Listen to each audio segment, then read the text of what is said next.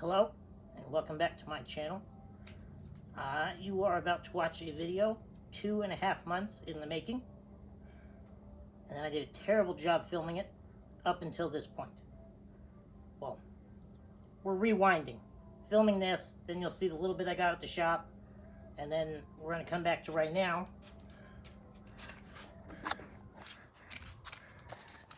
where the bumper is already back off. It is nice and painted over here.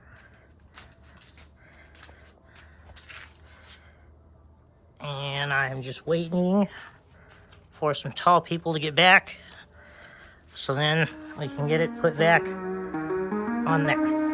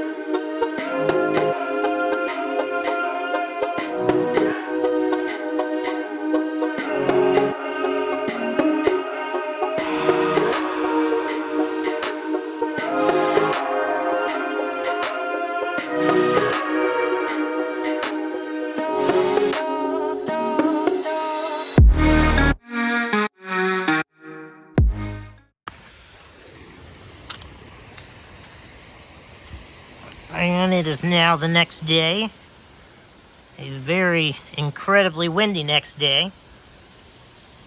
We got it all mounted up.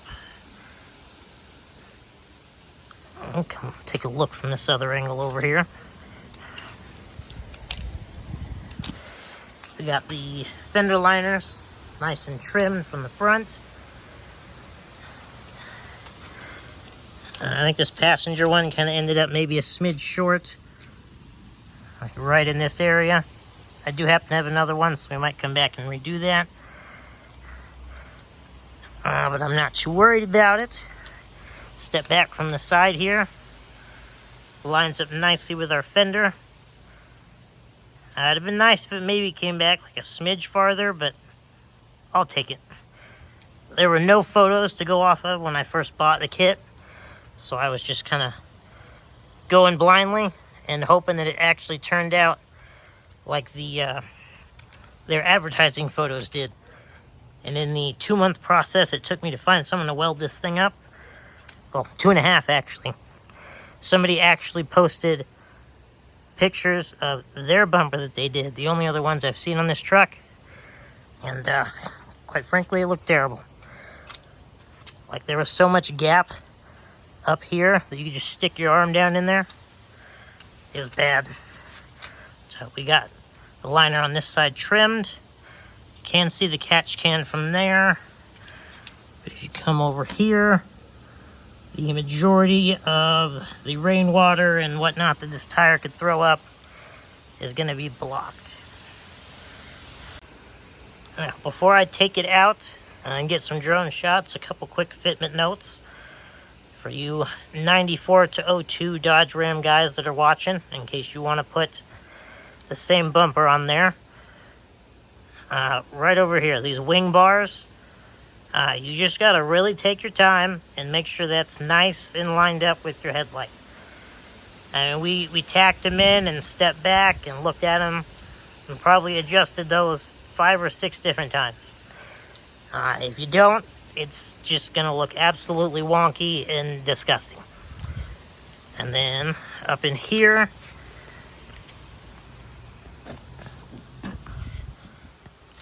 I readjust this center section to this bracket right here. That bracket, and then this main center section.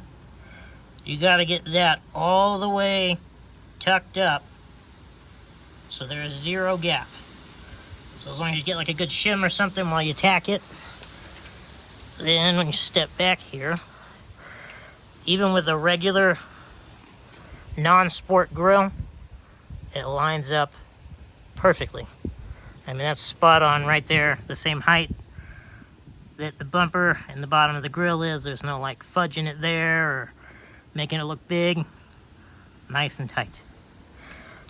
I actually have that sport grill that I'm probably just gonna sell now, because, I mean, why change that? Looks good to me.